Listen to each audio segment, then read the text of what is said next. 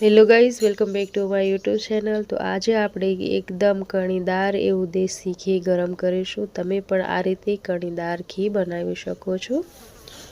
જો તમારાથી ઘી કણીવાળું ના બનતું હોય તો વિડીયોને પૂરો જોજો।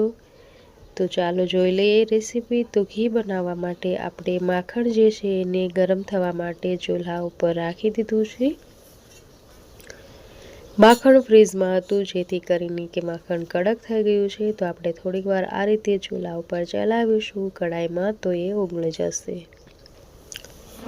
ઘી તો બધા ગરમ કરતા જ હોય છે, પણ કણીવાળું ઘી બનાવવું એ ખૂબ જ અઘરું હોય છે, જેનાથી નથી બનતું એના માટે। નહીં તો કણીદાર ઘી બનાવવું એકદમ આસાન છે। તો હવે આપણે શું કરીશું, ચૂલાની જે આંચ છે એ આપણે મીડિયમ રાખશું, જેથી કરીને કે ઘી જે આપણે ગરમ થવા માંગ્યું છે એ ઉભરાય નહીં। કેમ કે જ્યારે આપણે ઘીને ગરમ થવા રાખીએ તો સ્ટાર્ટિંગમાં એમાં ઉફાળા આવતા હોય છે, તો ઉભરાવાની બીક લાગતી હોય છે। તો આપણે ચૂલાની જે આંચ છે એને મીડિયમ કરી દીધી છે અને થોડીક વાર સુધી આપણે આ રીતે ચલાવતા રહીશું, જેથી કરીને ઘી ઉભરાય અને ના વયું જાય। થોડીક જ વારમાં ઉભારો જે છે એ ઓછો થઈ જશે અને ઘી આપણું આ રીતે ઉકળશે। તો હવે તમે જુઓ કે ઘી સરસ મજાનું ઉકળી રહ્યું છે। બસ આ બધા જે સ્ટેપ છે એ તમારે ખાસ ધ્યાનમાં રાખવાના છે, જેથી કરીને કે તમે જ્યારે ઘી ગરમ કરશો ત્યારે તમારું જે ઘી છે એ ક્યારેય નહીં બગડે। હવે ઘી છે એ તાજું થવા લાગ્યું છે, તેલ જેવું થાય ત્યાં સુધી આપણે એને ગરમ કરીશું। તો આ રીતે હવે ઝાઝી વાર નથી આમાં। તો ઘીનો કલર બદલાઈ ગયો છે, તમે જોઈ શકો છો કે પહેલાં ઘી કેવું હતું અને અત્યારે કેવું છે। તો એકદમ કલર ચેન્જ થઈ ગયો છે અને આ રીતે તાજું થઈ જાય એટલે સમજી જવાનું કે ઘી સરસ મજાનું એવું ગરમ થઈ ગયું છે અને હવે આપણે એને નીચે ઉતારી લેવાનું છે।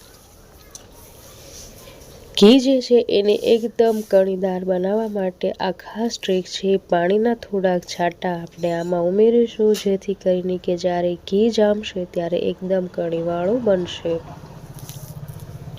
તો તમે જોઈ શકો છો કે કેટલું સરસ મજાનું એવું દેશી ઘી આપણે ગરમ કરી લીધું છે અને હવે આપણે એને બીજા વાસણમાં ગાળી અને ટ્રાન્સફર કરી લેવાનું છે।